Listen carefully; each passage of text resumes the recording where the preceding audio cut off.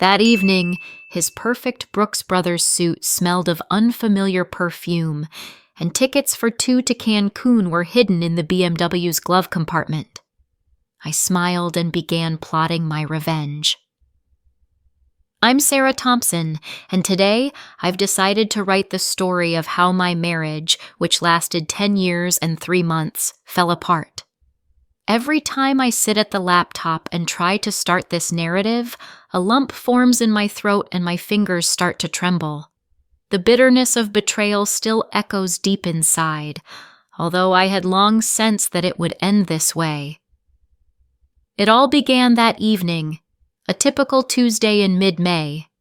I remember every detail as if it were yesterday. Outside, a spring rain drizzled down while a roast beef simmered in the oven, and Emily was engrossed in her history homework. It was 6:57 p.m. when I heard the distinctive roar of the BMW X7 pulling up outside. Rich always parked perfectly straight in the center of our 2-car garage. He walked into the house exactly at 7, impeccable as a glossy magazine ad. His Brooks Brothers suit fit him perfectly. Each fold on the precisely ironed shirt was in place. His favorite Clive Christian No. 1, perfume for $1,000, mingled with the scent of rain and the leather from his briefcase.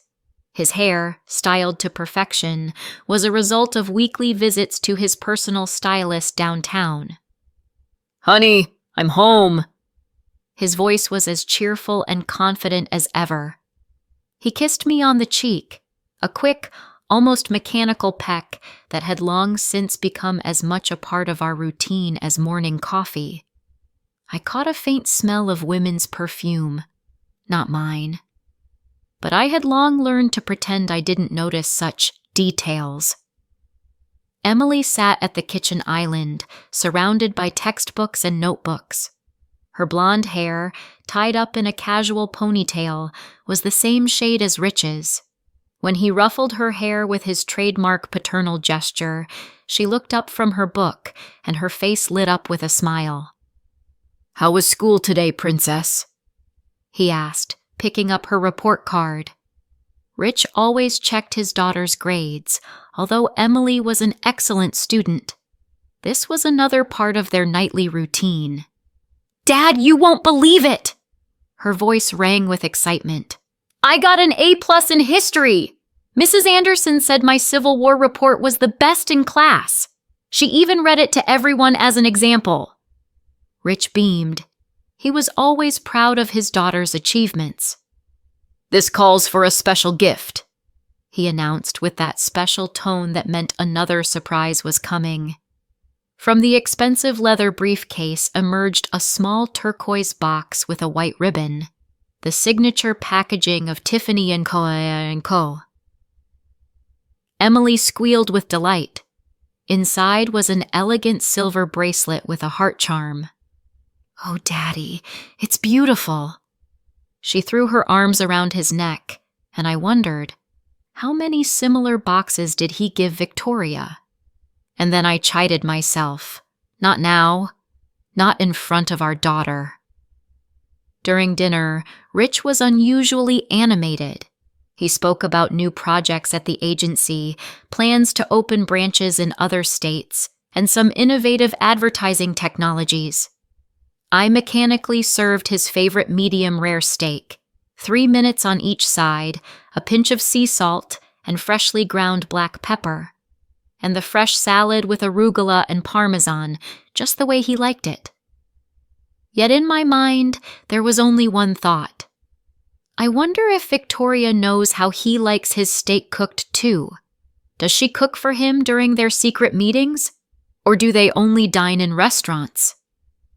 I pictured them together in some cozy Italian bistro, sitting in a secluded corner, holding hands and making plans for the future. Plans for my future. After Emily had gone to her room, Rich leaned back in his chair and started. "Darling, I need to take a trip to Dallas for a week. We're opening a new branch there, and I have to oversee the equipment installation." I feigned interest. "Oh, really? And what kind of equipment?" New printers for textile printing. Imagine we'll be making designer t-shirts. I'll have one with your photo, so you'll always be with me." He smiled the same smile that had once won me over in college. But now, that smile only made me feel nauseated. Once he had fallen asleep, I quietly went down to the garage. His black BMW X7 stood in its usual spot. I had already learned how to open the glove compartment silently, and there it was, the reservation for a lavish Cancun resort. Richard Thompson and Victoria Martinez. A luxury suite with an ocean view, all-inclusive. A beautiful life for a beautiful couple. Victoria. I often saw her at Rich's office when I visited him, tall, slender, with caramel-colored skin and doe-like eyes. 28, an MBA from Stanford, impeccable taste in clothes. She always greeted me with a professional smile. "Mrs. Thompson, would you like some coffee? Mr. Thompson will be with you in 5 minutes." Rich had hired her 2 years ago. I remember the evening he told me about his new assistant. "Honey, she's a genius at negotiations. Today she closed a $2 million contract with Johnson & Johnson." I said nothing, but even then, I knew it was the beginning of the end. The next morning, I saw Rich off at the door. He leaned in to kiss me. "Will you miss me?" I looked into his eyes. "Of course, darling.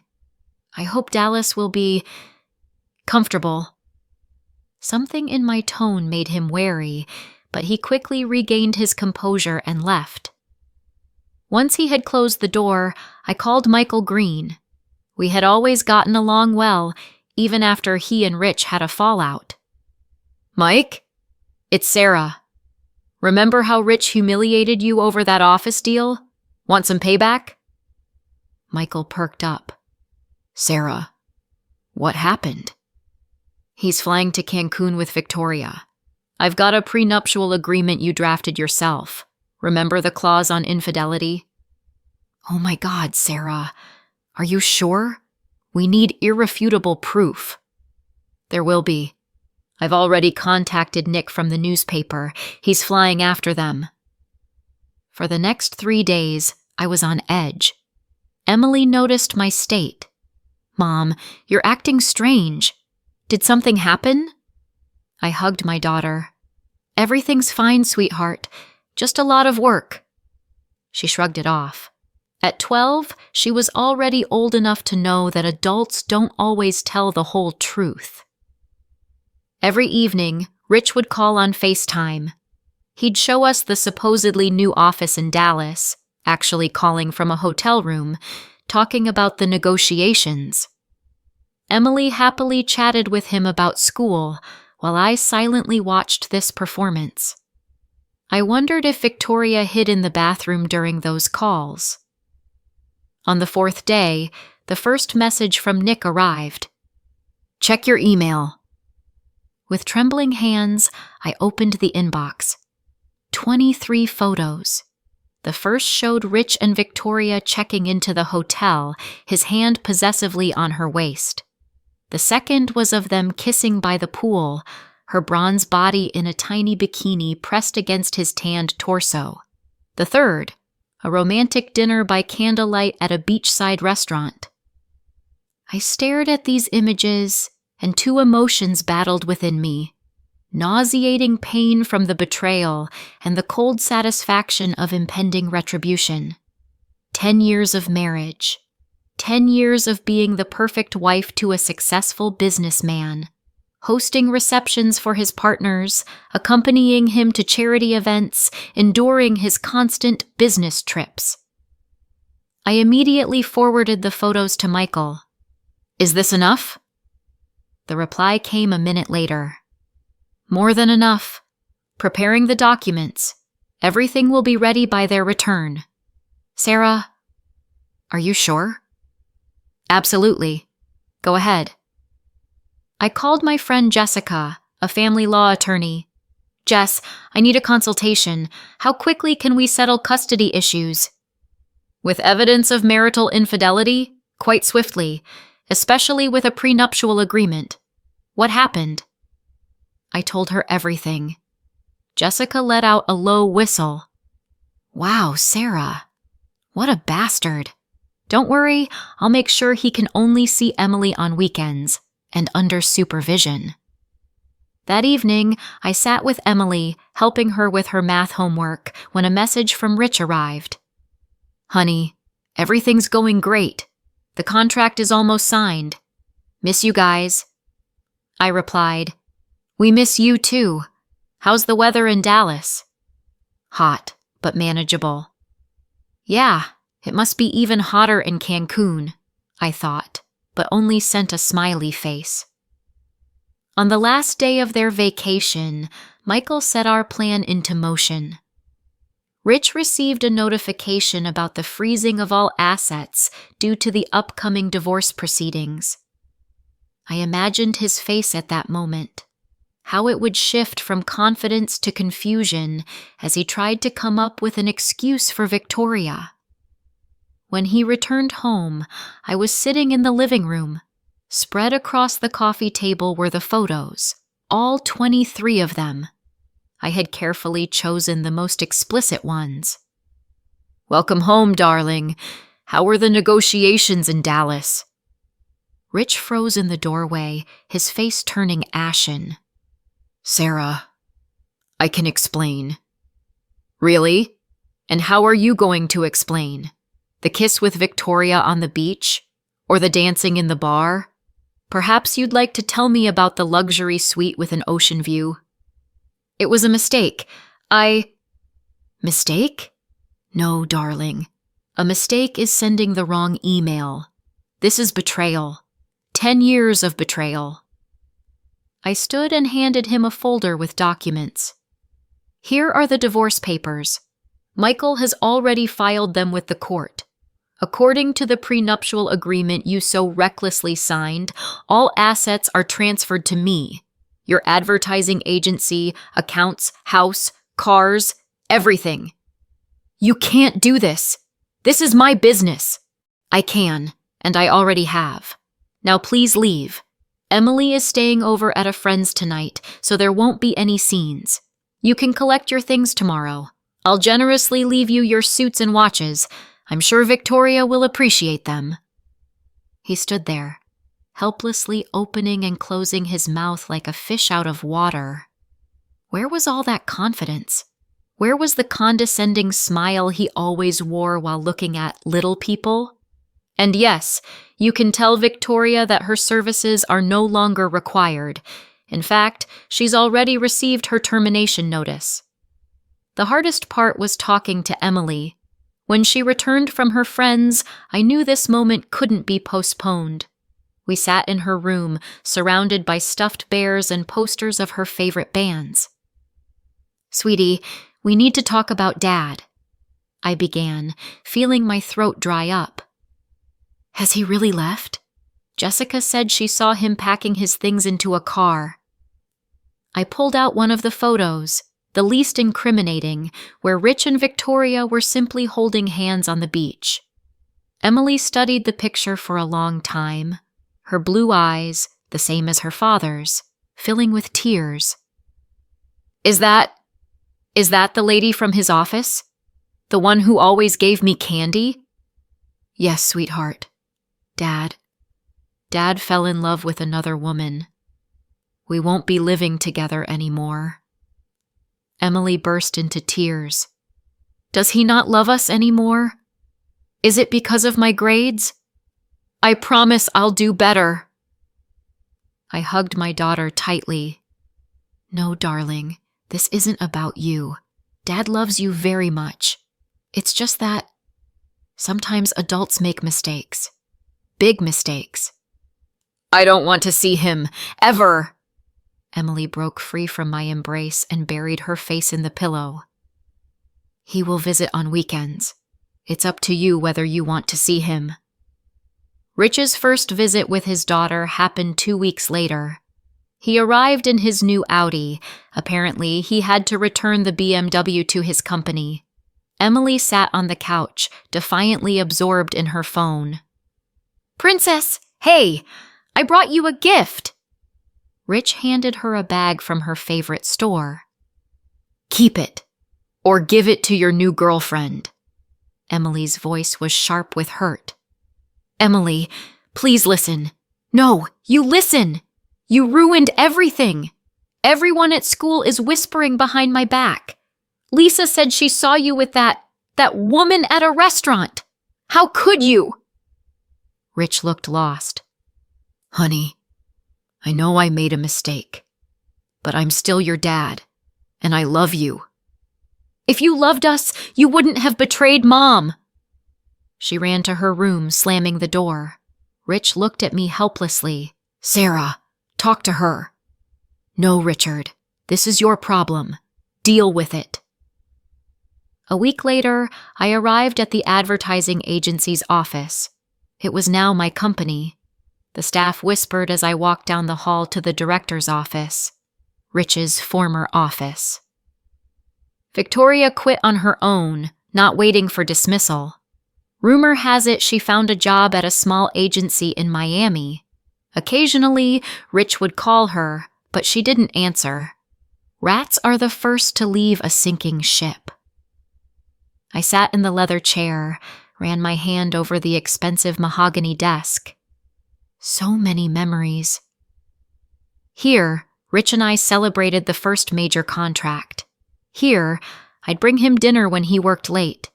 Here, he had probably been with Victoria after corporate parties. There was a knock at the door. It was Jim, the financial director.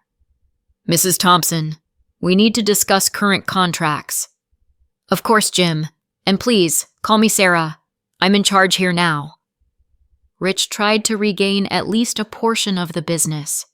He started with lawyers, then came in person, aged, unshaven, wearing a crumpled suit. "Sarah, let's talk like reasonable people. This was my life's work." "Used to be your life's work, until you decided you could cheat with your assistant." "I'll pay any sum. I have savings." "You have nothing, Richard. All accounts are frozen. Remember that contract? The one you so confidently signed?" He slumped into a chair. "What am I supposed to do?